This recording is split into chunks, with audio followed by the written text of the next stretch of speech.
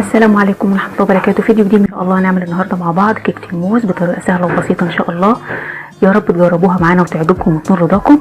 زي ما حضراتكم كده شايفين هنقطع كده ونشوفها. بسم الله الرحمن الرحيم.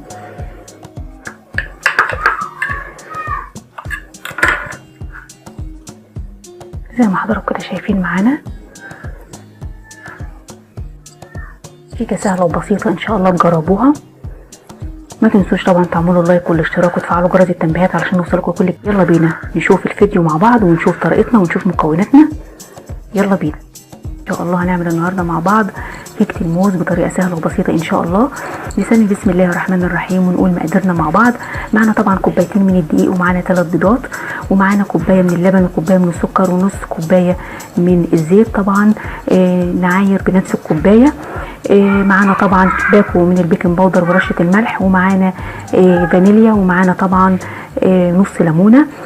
طبعا هنستخدمها، طبعا هنشوف هنستخدمها في ايه. معانا طبعا هنا الموز. طبعا معانا موز طبعا زي ما حضراتكم كده شايفين. يفضل الموز اللي هو الطايب او الزياده اللي هو مستوي زياده عندنا. طبعا الاطفال عندنا ما برضوش ان هم ياكلوه، فاحنا هنستخدمه في الوصفه دي ونعمل لهم كيكه حلوه وكيكه ان شاء الله رائعه ان شاء الله هتعجبهم وهياكلوها ان شاء الله.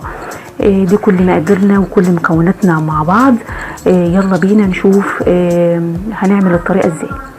رجعنا تاني مع بعض. هنسمي بسم الله الرحمن الرحيم ونحط البيض بتاعنا. بسم الله.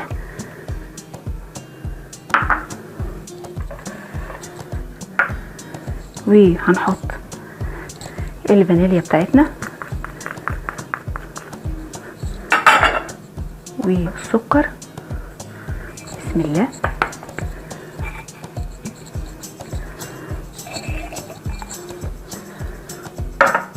وهنضرب المكونات بتاعتنا كويس. بسم الله الرحمن الرحيم.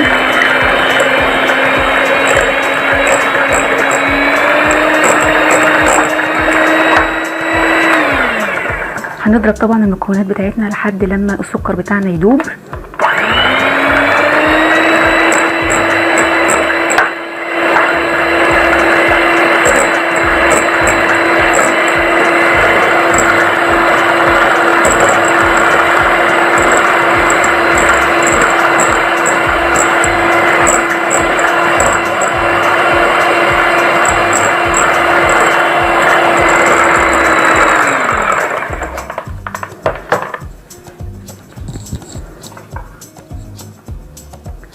هننزل طبعا كوباية اللبن. بسم الله الرحمن الرحيم. ونص كوباية الزيت. بسم الله. ونقلب المكونات بتاعتنا اللي احنا حطيناها كويس جدا. بسم الله.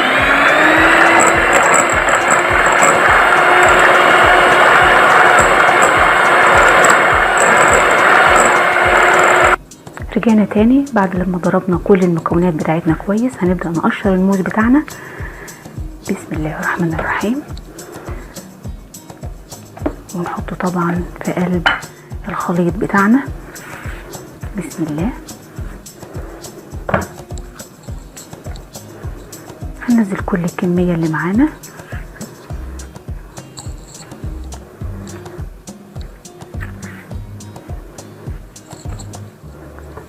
ان شاء الله كيكة رائعة ان شاء الله. ان شاء الله هتعجبكم.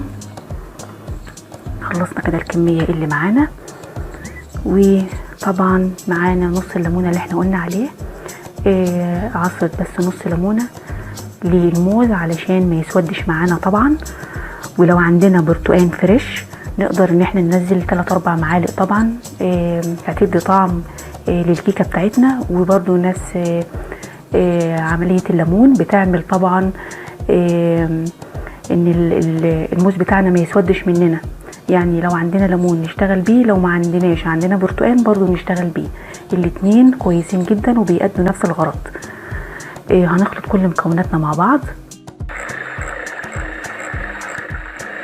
طبعا المكونات بتاعتنا كويس جدا. البيض واللبن طبعا والزيت والفانيليا والموز بتاعنا. كل المكونات اللي احنا قلنا عليها خلصناها كويس جدا جدا في البوله زي ما حضراتكم كده شايفين معانا. هنبدا بقى نجيب المكونات بتاعتنا الجافه اللي هي الدقيق والبيكنج باودر ورشه الملح. طبعا الدقيق بتاعنا كوبايتين الدقيق، هننزل باكل بيكنج باودر ورشة الملح، ونقلب المكونات دي كويس مع بعض. بسم الله.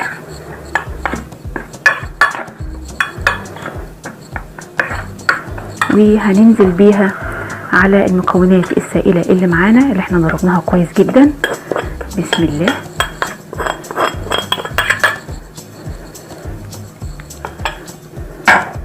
وهنقلب الخليط كويس جدا. نقلب طبعا كل المكونات بتاعتنا كويس جدا لحد لما الدقيق بتاعنا يختفي خالص.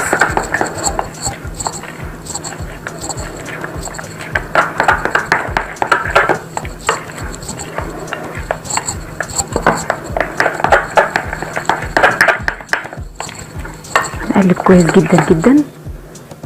جبنا طبعا الصينية بتاعتنا وهنبدأ ان احنا ندهنها بشوية زيت.